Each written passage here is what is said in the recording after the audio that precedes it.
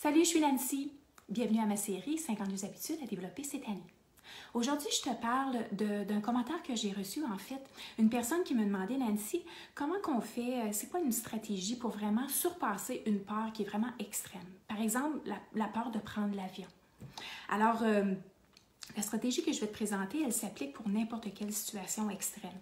Mais en fait, moi-même, j'ai eu dans le passé la peur de prendre l'avion au point où est-ce que, pour moi, ça se transformait en problème physique, dans le sens où est-ce que j'étais malade constamment. C'était d'emblée. J'avais comme l'impression que j'étais pas nécessairement nerveuse, mais en fait, probablement que je m'en rendais pas compte, mais ça se transformait en problème physique. Alors, j'ai eu ça jusqu'au point où est-ce que j'ai appris comment le cerveau fonctionnait et j'ai appris que le cerveau a la capacité de s'imaginer des choses et on a tendance à s'imaginer le pire. C'est la raison pour laquelle lorsque le cerveau nous transfère des mémoires d'insécurité et fait attention parce qu'on s'est imaginé ou on a entendu les gens nous dire, telle chose peut arriver, le moteur peut lâcher, ou il y a des problèmes mécaniques qui peuvent arriver, ou il y a des avions qui se sont écrasés, ou dans le fond, c'est aussi une perte de contrôle, hein, parce que c'est pas nous qui est derrière le volant, c'est pas nous qui est en train de contrôler l'avion, et on est aussi à la merci des intempéries, des vents, de la tempête, peu importe, et on a cette perte de contrôle. Puis quand on perd le contrôle, ça nous amène une insécurité. Et notre cerveau, qui est notre disque dur, lui, nous envoie des influx nerveux, des pensées en disant « Oh, fais attention à ci, fais attention à ça, là, t'es pas en sécurité. » Et on s'imagine le pire, parce qu'on prend tout ça ensemble, là, puis on continue à répéter la même chose. Alors, quand j'ai appris qu'on avait la capacité de s'imaginer le bon, en s'imaginer ce qu'on voulait dans le fond, parce que le cerveau, lui, il fait juste enregistrer l'information. Il ne fait pas la différence entre ce qui est réel et ce qui est imaginaire. Je me suis dit, je vais m'imaginer une expérience qui est tout à fait agréable, où est-ce que je vais me sentir tout à fait en paix d'esprit, en sérénité, et je vais voir comment ça va se passer. Fait que j'avais fait l'expérience avant d'aller à l'avion, donc je savais que je prenais l'avion dans quelques semaines. Et donc, j'avais fait un genre de relaxation, méditation, où je prenais du temps pour moi, je me fermais les yeux et je m'imaginais une expérience vraiment super agréable. Et au point où est-ce que, parce qu'en fait, je m'étais dit, je peux m'imaginer tout ce que je veux, tu sais, c'est comme un conte de fées que je peux m'imaginer. Je m'imaginais que dans l'avion, étant donné que j'avais ce sentiment de ne pas être en contrôle, je m'imaginais qu'il y avait quelqu'un d'autre au-delà, une personne avec une puissance incroyable, qui avait cette puissance-là de prendre l'avion dans ses mains et de prendre l'avion et de l'amener à la destination. Alors, juste le fait de m'imaginer ça, ça me donnait un sentiment de paix. C'est comme si moi, je n'étais pas en contrôle, mais il y avait quelqu'un qui était en contrôle. Et le lâcher-prise, c'est à cette entité-là, cette puissance-là, cette énergie-là, c'est à cette personne-là, en fait, que je le donnais. Et oui, vous allez me dire, tu sais, franchement, c'est bien bizarre. Mais en fait, comme je vous ai dit, le cerveau, il ne fait pas de différence entre ce qui est réel, ce qui est imaginaire.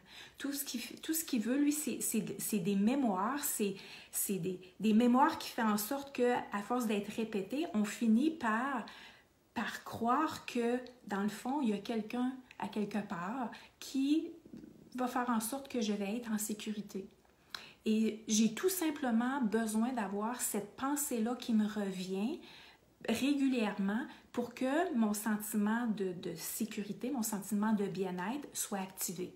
Versus si j'alimente les pensées ou l'imagination ou les croyances que j'ai eues dans le passé ou qu'est-ce que j'ai entendu qui me fait avoir peur de prendre l'avion, qui tout d'un coup que ça peut arriver, puis tout d'un coup il y a un bris mécanique, puis tout d'un coup qu'on s'écrase, puis tout d'un coup qu'on frappe un autre avion, puis ça m'aide pas. Alors, entre les deux, j'aime bien mieux me remémorer un sentiment, me remémorer des pensées qui sont, qui sont imaginaires, mais les deux, c'est pas réel. Parce qu'au moment présent, il n'y a rien qui se passe de négatif. Ça se passe tout dans ma tête. Parce qu'au moment où est-ce que le monde se rentre dans l'avion puis on se prépare, il n'y a absolument rien de négatif qui se passe, sauf dans ma tête. Alors, Si je contrôle ce qui se passe dans ma tête, bien, je vais me sentir bien. Je vais me sentir en sécurité. Je vais me sentir que non, c'est vrai que je n'ai pas le contrôle, mais c'est un fait que je dois accepter. Je n'ai pas le contrôle, c'est pas moi qui conduis l'avion. Alors, je le donne à quelqu'un d'autre que je me suis imaginé. C'est pas grave, ça fonctionne. Et pour moi, j'ai vraiment vu le résultat parce que, comme je vous ai dit, moi, ça avait un effet physique. Et à un moment donné, j'ai arrêté, je n'étais plus malade. Je pouvais prendre l'avion, puis ça allait super, super bien. Donc, puis d'autant plus les avions qui étaient quand même d'une certaine envergure. Les plus petits avions, c'est arrivé une fois où est-ce que j'ai eu encore un effet physique, mais je suis sûre que si je travaille encore mon côté imaginaire, puis que je le mets vraiment en application, ça va fonctionner aussi. Parce que on a tous, notre cerveau, il fonctionne tous de la même façon. On a tous cette même capacité d'imaginer ce qu'on veut. Et à répétition, ça devient une autre expérience que notre cerveau, notre disque dur, peut nous donner lorsqu'on en a le plus besoin. Alors, vous n'avez absolument rien à perdre.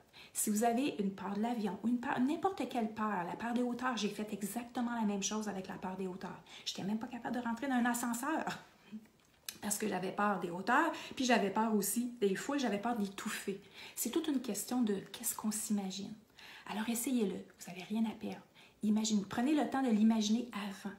Imaginez-vous exactement, puis ça n'a même pas d'importance qu'est-ce que vous vous imaginez. Vous pouvez vous imaginer ce que vous voulez, en autant que ça soit positif puis que ça vous amène un sentiment de sécurité et de bien-être. Essayez-le, donnez-moi vos commentaires. D'ici là, bon succès!